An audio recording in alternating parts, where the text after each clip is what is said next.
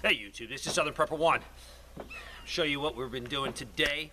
And I felt not an urgency, but I felt, well, I'll tell you, laziness will creep into your life and it will affect all preppers, all peoples.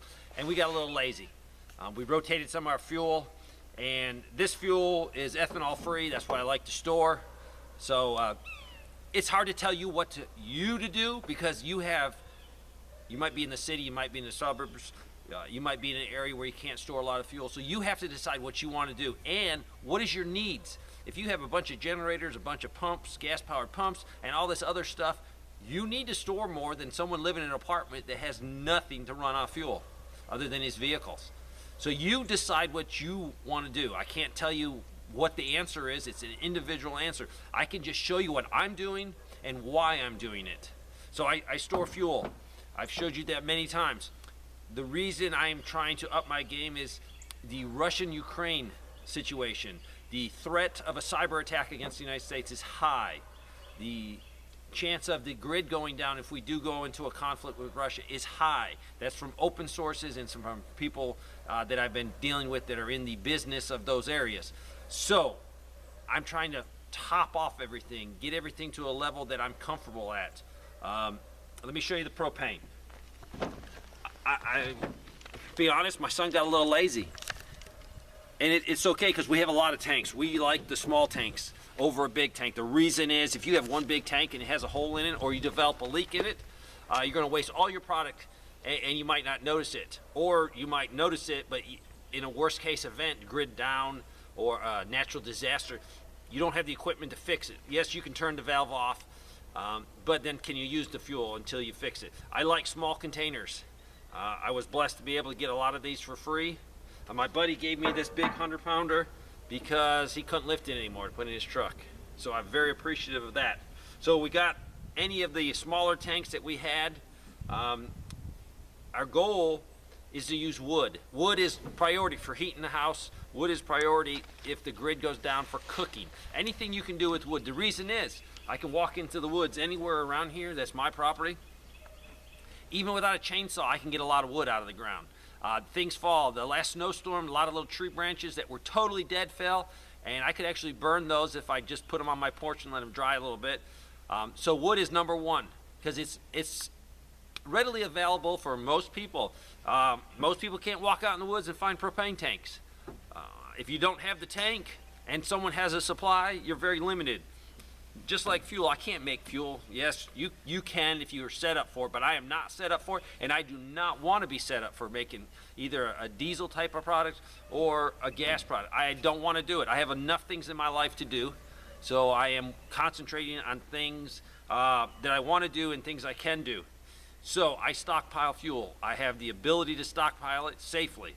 So I've rotated everything out that needed to be rotated out, and I have fresh fuel, and that's what I'm doing in regards to the Russia-Ukraine.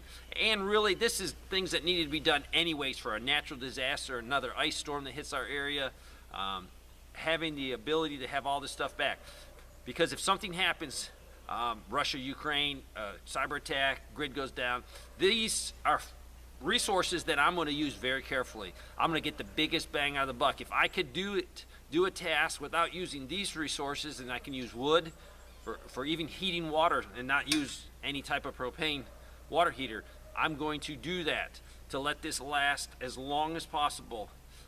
Also, your goal is to make your family or your wife or your kids comfortable. So I will use some for that comfort, but they also know if it's a long-term event, you're not going to the propane store, you're not going to the gas station. You have what you have, so you use it wisely. So, we have movement in the United States of troops. Troops have been put on alert. I could go into the military bases. They're all open source. You can look online and see. I know Fort Campbell. I know Fort Bragg. There's a ton of them. I read through them this morning. Open source, so I could legally tell you them without fear of even giving away anything. It's out there on the internet. Approved sources have said, yes, these troops are being ready to move. We have no idea what's going to happen.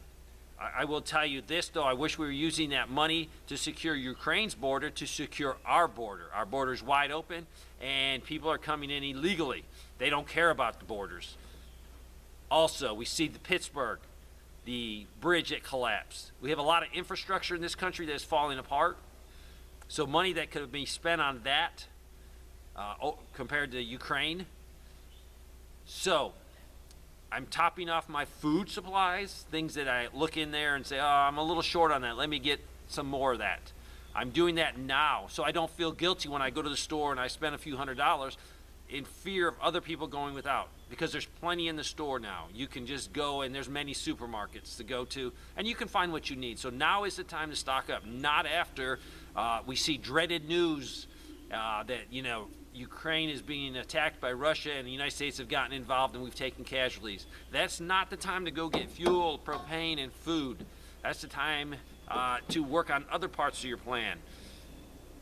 When you go there in a panic and you start buying everything, you're inviting yourself to be attacked. You're inviting yourself to be hurt and harmed. People do crazy things. Look at Christmas sales. When they open the door, they get a stampede and people get hurt and they fight over a TV set. They actually fight over them. You can see tons of videos, people fighting over Christmas junk. What do you think they're going to do over food? What do you think they're going to do over gas, water, propane, medical supplies, ammunition, things that we all need? Now is the time to start seriously topping off your preps. Even if nothing happens, I use every incident that comes up that could be a potential threat as a test. And I look at it and say, dang, well, we failed. We had some empty propane tanks. We should have had those filled a couple months ago. But we have not a lot, but we have enough where you feel comfortable saying, I still got 10 sitting over there full. I don't need to run today. That's just because we're so busy, a little bit of laziness mixed in.